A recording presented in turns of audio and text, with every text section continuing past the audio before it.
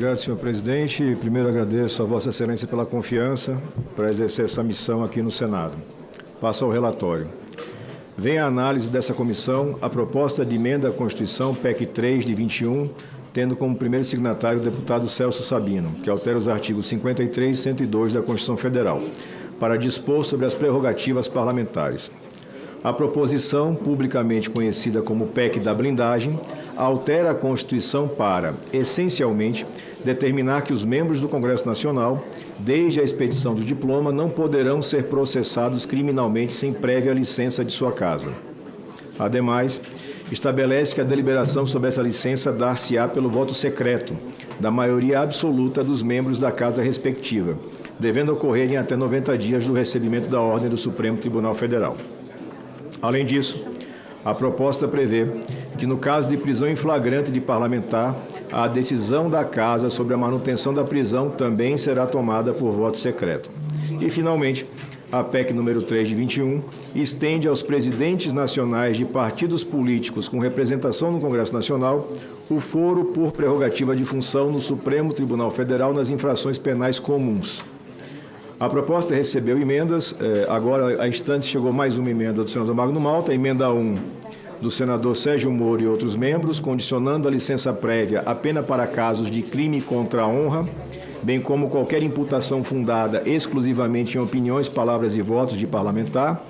E a emenda 2, senador Carlos Portinho, que reproduz o texto da emenda do senador Moro, mas transfere a competência de julgamento de deputados e senadores em relação a crimes comuns para o Superior Tribunal de Justiça. Passo a análise, senhor presidente. Compete a esta comissão analisar a proposta de emenda à Constituição nos termos do artigo 356 do Regimento Interno. A imunidade parlamentar é uma garantia existente em diferentes formatos em todos os países democráticos do mundo. Essa imunidade, antes de ser um direito dos membros do Parlamento, deve ser entendida como prerrogativa do próprio Parlamento, enquanto instituição. Conforme Manuel Gonçalves Ferreira Filho, nos seus comentários à Constituição Brasileira de 88, volume 2, página 45, essas garantias são dadas aos parlamentares, mas em prol do legislativo.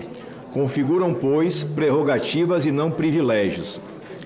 O Supremo Tribunal Federal tem vasta jurisprudência sobre a matéria. Veja-se, por exemplo, a decisão do ministro Luiz Roberto Barroso, quando do julgamento de embargos de declaração no recurso extraordinário 443-953. A jurisprudência do Supremo Tribunal Federal é no sentido de que a imunidade parlamentar material incide de forma absoluta quanto às declarações proferidas no recinto do Parlamento e os atos praticados em local distinto escapam à proteção absoluta da imunidade somente quando não guardarem pertinência com o desempenho das funções do mandato parlamentar. Esta Corte entende que, embora indesejáveis, as ofensas pessoais proferidas no âmbito da discussão política, respeitados os limites trazidos pela própria Constituição, não são passíveis de reprimenda judicial. Imunidade que se caracteriza como proteção adicional à liberdade de expressão, visando a assegurar a fluência do debate público e, em última análise, a própria democracia.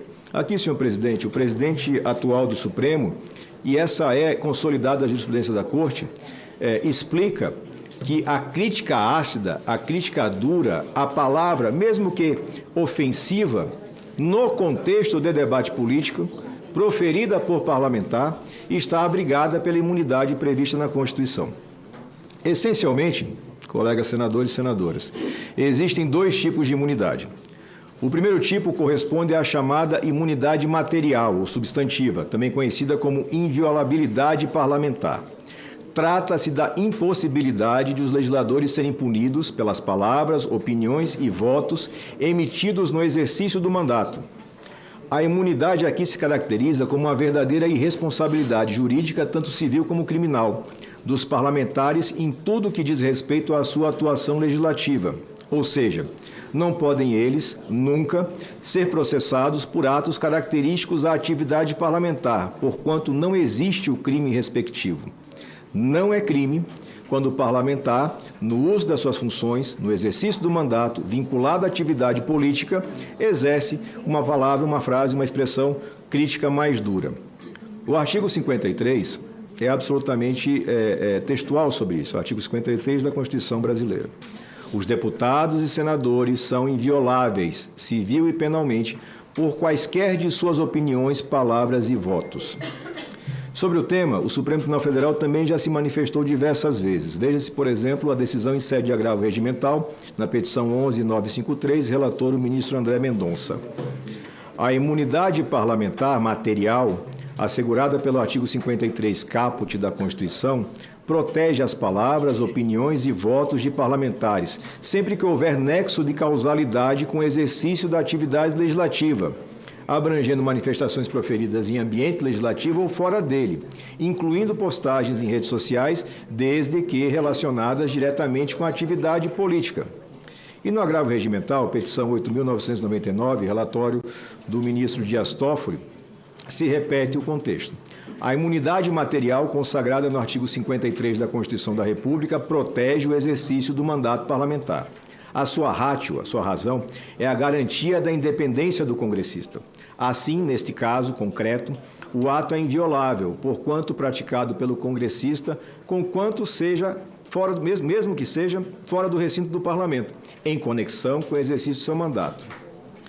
Mas reafirma-se, o próprio Supremo, que essa imunidade material ela não é absoluta quando se afasta do contexto de atividade legítima parlamentar. E aí cito, decisão tomada na petição 8.242, relator o ministro Gilmar Mendes.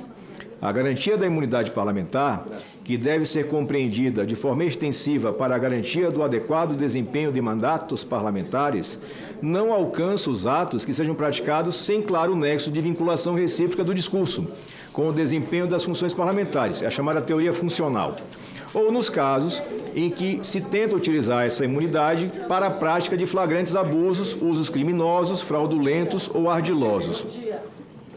O segundo tipo de imunidade é a imunidade chamada processual ou adjetiva.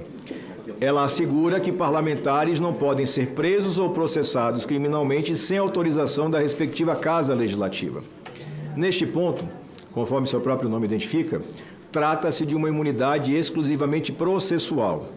Esta, diversamente da material, não exclui a existência do crime, apenas impõe condições, quais sejam a licença da respectiva Casa Legislativa para que o parlamentar seja processado. Sem a ocorrência dessas condições, o processo fica paralisado. Continuará, entretanto, inclusive com a sustação de prazos prescricionais durante a paralisação, o processo continuará quando o deputado ou senador perder essa condição.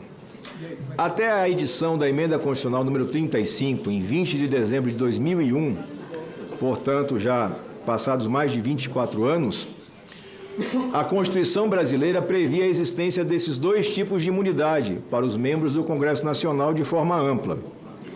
A Emenda 35 manteve intocada a inviolabilidade ou imunidade material, promovendo, entretanto, a alteração na imunidade processual, estabelecendo que ela somente existirá por ação da Casa a que pertence o parlamentar provocada por iniciativa de partido político. Além disso, a emenda eliminou a possibilidade de imunidade processual para casos de crimes ocorridos antes da diplomação do deputado ou senador. E aí cito aqui parágrafo 3º, 4º e 5º do artigo 53. Recebida a denúncia contra senador ou deputado por crime ocorrido após a diplomação, o Supremo Tribunal Federal dará ciência à Casa respectiva que, por iniciativa de partido político nela representado e pelo voto da maioria de seus membros, poderá, até a decisão final, sustar o andamento da ação. O pedido de sustação será apreciado pela Casa respectiva no prazo improrrogável de 45 dias do seu recebimento pela mesa diretora. A sustação do processo suspende a prescrição enquanto durar o mandato. A PEC sob análise, a PEC da blindagem, na prática, ela busca recriar a imunidade processual em termos ainda mais benéficos do que aqueles que existiam na Constituição originária, para detentores de mandato parlamentar. Assim, se aprovada a proposição, teremos como principal alteração o retorno a essa situação anterior, reestabelecendo a regra de que os membros do Congresso Nacional, desde a expedição de diploma, não podem ser processados criminalmente, independentemente do tipo de crime ou da data em que foi cometido, sem prévia licença da sua casa, pelo voto secreto da maioria absoluta dos membros da casa respectiva. A única alteração nesse ponto é que nesta PEC, PEC da blindagem, se diz que esse prazo para deliberação não será mais de 45 dias, mas sim de até 90 dias.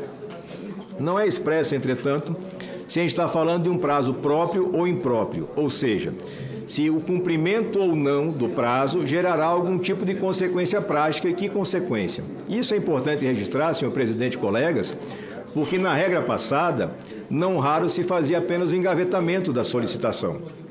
Não se tinha a rejeição da autorização para processar o parlamentar. Se engavetava e o processo não andava. Funcionou muito bem de 88 a 2001, fortalecendo cada vez mais a impunidade do Brasil. Ao mesmo tempo, não há, de forma explícita, previsão sobre o que ocorrerá com o prazo prescricional se não houver deliberação, o que é extremamente preocupante, uma vez que se pode entender até que a não deliberação vai permitir que o prazo prescricional siga fluindo. Repito, o texto da proposta de emenda diz que, feita a suspensão pela Casa, paralisa o prazo prescricional. Mas o texto não diz que, se for apenas o engavetamento, esse prazo vai continuar fluindo, favorecendo o criminoso. Além disso, a proposição retorna, no caso da prisão de parlamentar por crime inafiançável, a exigência de voto secreto, para que a Casa Legislativa decida sobre o tema. Esse voto secreto, senhor presidente, ele foi extinto pela emenda constitucional 35/2001 e depois a 76, salvo engano. Ademais, é explicitado que cabe ao Supremo Tribunal Federal o deferimento de medidas cautelares de natureza pessoal ou real em desfavor de deputados ou senadores, o que, em tese, poderia levar ao entendimento de que esse deferimento depende da decisão do Pleno da Corte. Em relação, e aí é um ponto muito importante, eu peço a atenção dos colegas, em relação à constitucionalidade da proposta, temos as seguintes considerações. Quanto à constitucionalidade formal, ainda que não caiba a uma casa arguir a tramitação feita pela outra, cabe registrar que esta PEC 3 está sendo contestada já nesse momento no Supremo Tribunal Federal por vários deputados, em razão da sua tramitação e aprovação bastante tumultuadas. Mas essa é uma questão que cabe à casa vizinha. Por outro lado, quanto à constitucionalidade material, importante a essa altura sublinhar que o contexto de confecção da PEC 3 de 21 denota sua real motivação, diametralmente oposta àquilo que alegadamente deseja implementar. Ou seja, exteriormente, a PEC faz crer que almeja um determinado resultado, quando, na verdade... Peço aos senhores assessores silêncio para que nós possamos ouvir o senador Alessandro Vieira. Por obséquio. Obrigado, senhor presidente. Retomo. Ou seja, esta PEC exteriormente faz crer que almeja um determinado resultado, quando em verdade o que se procura é exatamente o inverso. Dito de forma absolutamente clara, para a compreensão da Casa e de quem nos acompanha. A PEC que formalmente aponta ser um instrumento de defesa do Parlamento é, na verdade, um golpe fatal na sua legitimidade, posto que configura portas abertas para a transformação do Legislativo em abrigo seguro para criminosos de todos os tipos. Essa é uma PEC que abre as portas, definitivamente abre as portas do Congresso Nacional para o crime organizado. Trata-se do chamado desvio de finalidade, patente no presente caso, uma vez que o real objetivo da proposta não é o interesse público, e tampouco a proteção do exercício da atividade parlamentar, mas sim atender aos anseios escusos de figuras públicas que pretendem impedir ou ao menos retardar investigações criminais que possam vir a prejudicá-los. Sobre a aplicabilidade do desvio de finalidade no âmbito legislativo, confira-se a doutrina de Caio Tácito. E aí faço a citação do doutrinador reconhecido, que explica que você não pode ter um ato formalmente destinado para uma finalidade considerado válido, posto que o conteúdo desse ato se destina a um sentido totalmente oposto, né? O próprio Supremo Tribunal Federal, em diversos precedentes, invocou a vedação ao desvio de finalidade como imperativo para declarar a inconstitucionalidade de normas. Por exemplo, a DPF 218, relatoria de Gilmar Mendes, ministro Gilmar Mendes, em que foi declarada a inconstitucionalidade dispositiva de uma legislação editada pelo município de Ponte Nova, Minas Gerais, porquanto se tinha ali, como uma das principais razões de decidir, a ocorrência de desvio de finalidade. Naquele caso, a finalidade aparente da lei era legislar sobre interesses locais, municipais e proteção de meio ambiente, mas, ao fim e ao cabo, aquela legislação tentava impedir a aplicação de legislação de competência privativa da União. Voltando aqui para a intitulada PEC da blindagem.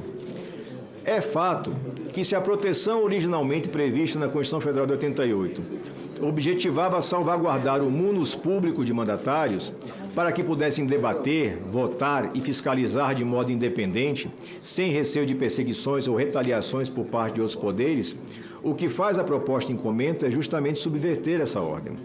Sob a aparência de constitucionalidade, o que efetivamente se pretende com a PEC da blindagem não é dar condições plenas aos parlamentares para exercerem a sua atividade fim, mas sim blindá-los dos processos e das penas por cometimento de crimes das mais variadas espécies. A história dos anos posteriores à promulgação à atual Constituição é bastante ilustrativa. Em 13 anos de vigência do texto constitucional até o advento da emenda 35 de 2001, apenas entre quase 300 pedidos de investigação foi aprovado pela Câmara dos Deputados, contra o deputado, à época Jabes Rabelo, acusado de receptação de veículo roubado. Observe-se que já tinha rejeitado a abertura de processo com esse mesmo deputado por tráfico internacional de entorpecentes. Não à toa, aquele estado de coisas absolutamente inconstitucional exigiu a promulgação da referida emenda à Carta Maior, como medida urgente de moralização.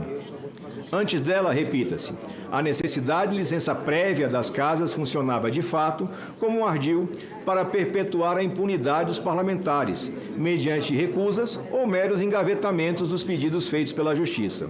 Atualmente, diante da não exigência de licença prévia da Câmara ou do Senado para autorizar a apuração criminal contra parlamentares, fato é que o número de investigados em inquéritos ou que figuram como réus em processos penais é estimado em mais de 2 sentenças, dentre os quase 600 parlamentares federais brasileiros. Um aumento significativo comparado com o período de impunidade anterior à emenda 35, o que aponta que essa emenda, a emenda 35, teve sucesso em reduzir a impunidade no Brasil, mesmo que ela ainda seja tão presente na nossa nação. Portanto, a PEC em comento materializa um vício insanável de desvio de finalidade, o qual compromete a própria rigidez do ato normativo. O referido Instituto do Desvio de Finalidade é transposto da seara administrativa, para o qual foi principalmente desenhado, para a análise de constitucionalidade da norma que se pretende ver incorporada ao texto constitucional. Nesse sentido, o poder constituinte derivado do reformador, o poder que nós exercemos de reforma posterior à Constituição, ao apresentar a proposta de emenda à Constituição sob exame, que é a PEC da blindagem, desnatura toda a teleologia das imunidades parlamentares, valendo-se da excepcionalidade de uma emenda à Constituição para satisfazer interesses particulares espúrios. Ora, tal desvio de finalidade é flagrante e se descortina através da desconexão entre os meios propostos e o fim pretensamente legítimo. A proteção de mandatos parlamentares, senhor presidente, colegas senadores e senadoras, não é compatível com a criação de obstáculos para a investigação de crimes como, por exemplo, homicídio, corrupção passiva, tráfico de drogas, lavagem de dinheiro, organização criminosa. Quando se tentava investigar crimes dessa natureza no passado, não se tinha andamento. E essa casa, esse Congresso, teve a coragem lá em 2001 de corrigir esse erro. Estamos tentando retroceder o erro. 24 anos. Olá. Para esse Deep Dive, a gente vai dar uma olhada nos documentos da Procuradoria-Geral da República. Mais especificamente, é uma denúncia, que acusa o deputado Eduardo Bolsonaro e o comunicador Paulo Figueiredo de coação. A nossa fonte principal é uma matéria que se baseia nesse documento, o Inquérito 4.995. E a ideia aqui é entender a natureza dessa acusação, sabe? As táticas que a PGR diz que foram usadas e qual seria o objetivo. Tudo segundo a denúncia, claro. Exato. E tem um conceito-chave que eles trazem: coação. retaliação geopolítica. Pois é.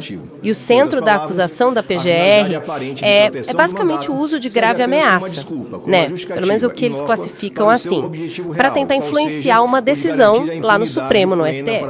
A denúncia descreve uma promessa tipo de retaliação do governo dos Estados Unidos contra o Brasil, contra autoridades específicas. Se a decisão fosse contra o Jair Bolsonaro, né, naquela ação penal 2668.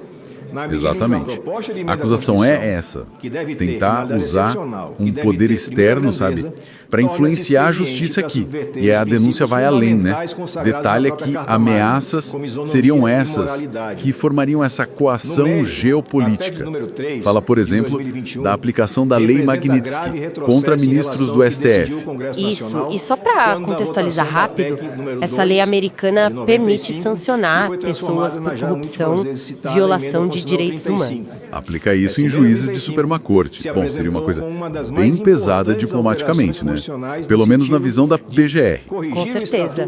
E além disso, a denúncia também aponta para ameaça de tarifas comerciais. Ah, contra setores importantes aqui do Brasil. Isso, tipo o agronegócio, a indústria. A leitura que a PGR faz é que isso criaria uma pressão econômica, social, para influenciar o judiciário. E ainda tinham mais uma coisa, né? Cancelamento de vistos. Exato. Para autoridades brasileiras, familiares. Buscando talvez um isolamento, um constrangimento pessoal para os alvos.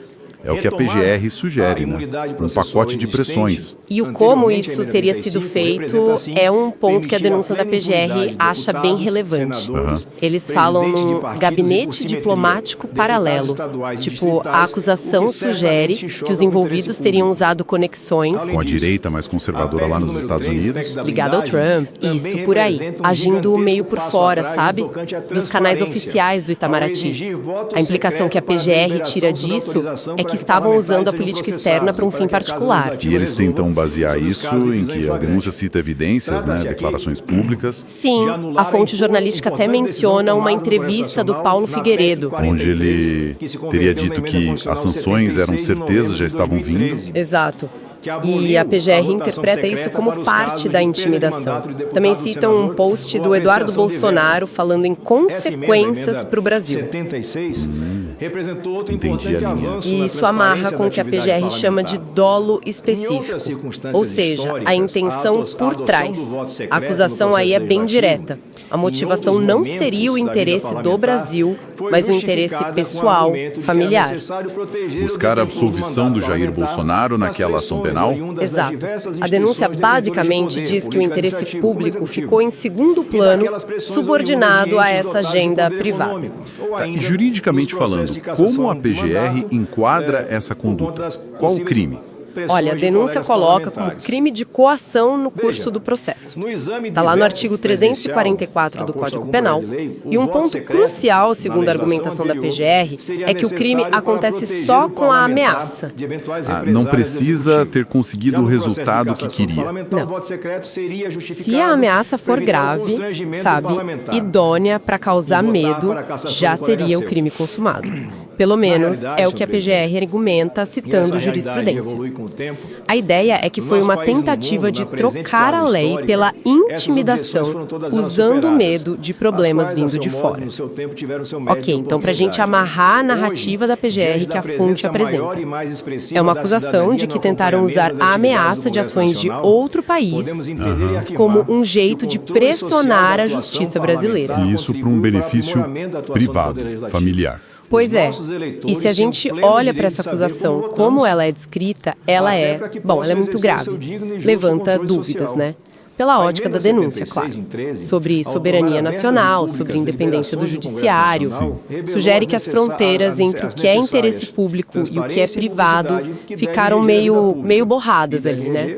Tanto na política interna quanto na relação com outros países. Isso deixa a gente com uma questão para pensar, né?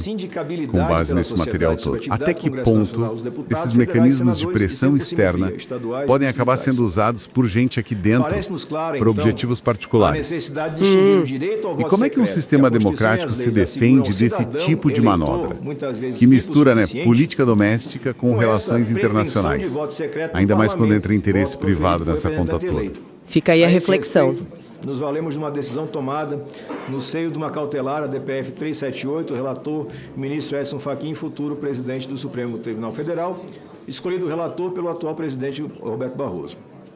Nesse caso, não se pode invocar como justificativa para o voto secreto a necessidade de garantir a liberdade ou a independência de congressistas, afastando a possibilidade de ingerências indevidas. Se a votação secreta pode ser capaz de afastar determinadas pressões, ao mesmo tempo, ela enfraquece o controle popular sobre seus representantes, em violação aos princípios democrático, representativo e republicano, fundamentais, cláusulas pétreas da nossa Constituição do nosso país. Cabe ao eleitor, assim, o direito pleno ao sigilo de voto. Ao representante político, salvo raríssimas exceções, se cabe a aplicação, em regra, de princípios de publicidade e democracia, que obrigam o parlamentar a prestar contas do seu comportamento ao eleitor e à sociedade. Prever, assim, voto secreto em deliberações sobre a abertura de processo criminal, como pretende fazer a PEC número 3, PEC da blindagem, se traduz não apenas em uma agressão ao princípio constitucional da publicidade, assegurado no caput do artigo 37 da Carta Magna, como em violação da própria ideia de democracia representativa, que obriga o representante a prestar contas ao representado, em decorrência do talvez principal, mais importante e primeiro artigo da nossa Constituição, que estatui que todo o poder emana do povo, que o exerce por meio de seus representantes eleitos. No que se refere à ampliação do foro de prerrogativa a presidente de partidos políticos, senhor presidente, trata-se de providência totalmente desarrazoada, na medida em que se está estendendo este foro para dirigentes de entidades de direito privado que não exercem função estatal. Temos aqui uma verdadeira distorção do Instituto, que doutrinariamente se destina a ocupantes de elevados cargos públicos. Efetivamente, e aí novamente me socorro da jurisprudência consolidada do Supremo Tribunal Federal, petição 11.318. A doutrina aponta para o duplo escopo do foro especial, o foro privilegiado. De um lado, evitar pressões externas sobre o órgão julgador e, de outro, proteger a dignidade de determinados cargos públicos, garantindo tranquilidade e autonomia ao seu titular. São duas perspectivas que, reunidas, servem para justificar a prerrogativa de foro e elas não estão presentes, obviamente, para presidente de partido, mais ainda quando nós temos, neste momento, presidentes de partido sujeitos a investigações e, eventualmente, a processos criminais. Vale ainda comentar que se pode considerar que o exercício do mandato já é suficientemente protegido pela Constituição, com a imunidade material garantida e com o direito da Casa Legislativa a sustar os processos que entender abusivos. E aí cito um exemplo concreto, senhor presidente. Há pouquíssimos dias, a Casa Vizinha suspendeu parcialmente os processos referentes ao deputado federal Alexandre Ramagem. O deputado federal Alexandre Ramagem teve os processos referentes a atos praticados por ele após a sua diplomação suspensos por decisão da Casa Legislativa respectiva, que é a Câmara dos Deputados. Com isso tudo, observa-se que o objetivo real da PEC da blindagem é proteger autores de crimes graves, como corrupção, lavagem de dinheiro, organização criminosa, tráfico de entorpecentes e infiltração cada vez mais na atividade de milícias e facções no nosso país. Isso configura um absolutamente claro desvio de finalidade e, por consequência, uma absoluta inconstitucionalidade chapada. De tudo isso, observa-se que a PEC 3, PEC da blindagem, não pode avançar nesta casa, por configurar-se como um gigantesco passo atrás em toda a luta da sociedade brasileira de décadas para assegurar moralidade na vida pública e o fim da impunidade. E diga-se, presidente, estamos muito longe do ideal. Continuamos muito longe do ideal. A corrupção e a impunidade ainda permeiam a sociedade brasileira. Não podemos confundir prerrogativas com proteção àquele que comete crimes. A sociedade brasileira grita no sentido diametralmente oposto, ou seja, ela almeja o fim da impunidade, como as amplas manifestações públicas sinalizaram no último domingo.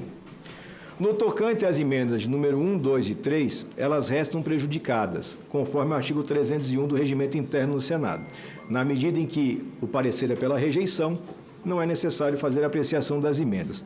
Entretanto, em respeito aos seus subscritores, e também a quem nos acompanha, que precisa receber informação de qualidade para afirmar seu entendimento, nós também nos manifestamos quanto ao mérito das emendas apresentadas, de forma contrária, uma vez que não nos parece caber a distinção no caso de crimes contra a honra de forma absoluta. Existe jurisprudência farta e antiga sobre a matéria, citei em vários pontos desse voto, desse relatório, estabelecendo a não aplicabilidade da imunidade material a pronunciamentos difamantes, injuriosos ou caluniosos que não tenham vínculo com a atividade parlamentar. A narrativa segundo a qual a atividade parlamentar se encontra cerceada no Brasil não se sustenta em fatos, o que se pode demonstrar objetivamente. Compulsando as falas públicas de inúmeros parlamentares federais, dentre eles ilustres membros desta comissão, é muito fácil encontrar fartos registros de críticas contundentes a atos praticados por membros do Supremo Tribunal Federal, proferidas na tribuna, em entrevistas ou em redes sociais. Da mesma forma, senhor presidente e colegas, se encontram presentes atos concretos, pedidos de CPI, pedidos de impeachment, votos contrários à indicação de ministros, votos contrários à condução ou recondução de Procurador-Geral da República, sem que se tenha registro de nenhum tipo de processo criminal ou admoestação por conta deste legítimo exercício da atividade parlamentar. E aí citaria exemplos, mas a pedido do meu amigo Expedião Amin, não vou citar nominalmente, porque são muitos. Mas aqui nesta fileira, seguramente todos já proferiram discursos duríssimos com relação a decisões de ministros, a conduta de ministros. E nenhum dos que está aqui sentado responde a processo por isso. Nenhum. Nem aqui, nem na outra casa. Por outro lado, analisando os raros casos de parlamentares federais objeto de denúncias ou de processos exclusivamente por crime contra a honra, verifica-se que, em regra, e um levantamento feito por colegas, senhor presidente, aponta algo em torno de 40 parlamentares federais que teriam processos por crime contra a honra em tramitação. Analisando esses casos, verifica-se que, em regra, esses fatos que viraram procedimentos se referem a condutas absolutamente apartadas da atividade parlamentar ou que ultrapassam largamente o patamar da crítica ácida. E vou citar 3 exemplos, só para fins ilustrativos. O deputado André Janones, que pertence ao autodenominado campo progressista. Ele responde a uma queixa-crime apresentada pelo ex-presidente Jair Bolsonaro, porque ele afirmou, entre outras coisas, que Bolsonaro é assassino, miliciano, ladrão de joias, ladrãozinho, bandido fujão, entre outras ofensas. Já os deputados Gilvanda Federal e Gustavo Gayer, do chamado campo conservador, respondem a queixas-crime apresentadas pela deputada federal Gleisi Hoffmann, hoje ministra, por afirmações como deve ser uma prostituta do caramba ou Lula ofereceu Gleisi Hoffmann como um cafetão oferece sua funcionária em uma negociação entre gangues. Com todo respeito, me parece absolutamente impossível atrelar tais agressões ao legítimo exercício do mandato parlamentar, mas, argumentando por absurdo, como se diz em direito, de toda sorte, a proteção já garantida na Constituição para opiniões, palavras e votos dos parlamentares. E, além disso, a garantia da sustação posterior, mesmo para esses casos aberrantes, caso ocorra a provocação de partido político e aprovação por maioria da Casa Legislativa respectiva, é possível a sustação do processo, conforme já diz o parágrafo 3º do artigo 53 da Constituição Federal, o que reforça a completa inutilidade prática das emendas apresentadas. Esta garantia já existe. E, um pouquinho adiante, senhor presidente, no formato redigido, estaríamos garantindo a inviolabilidade para o parlamentar federal, estadual, distrital, que eventualmente no trânsito, numa bebedeira num bar, numa festa, numa academia, ofende as pessoas, agride as pessoas, sem vinculação nenhuma com o exercício do mandato. Isso não faz absolutamente nenhum sentido. Absolutamente nenhum sentido. Já a hipótese de mudança do foro de julgamento de parlamentares federais, referida tangencialmente na emenda 2 do senador Portinho, ela foge completamente à finalidade da presente PEC.